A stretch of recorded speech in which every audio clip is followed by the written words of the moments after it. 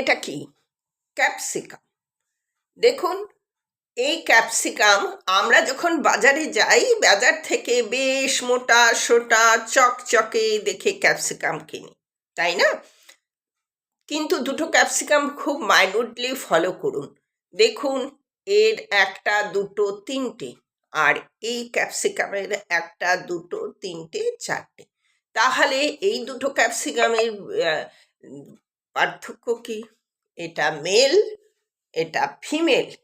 এবারে এই মেল আর ফিমেল, এটা তীক্ষ্ণ স্বাদ, তীক্ষ্ণ গন্ধ আর ঝাল, আর এটা কম ঝাল, কম তীক্ষ্ণ স্বাদ নয়।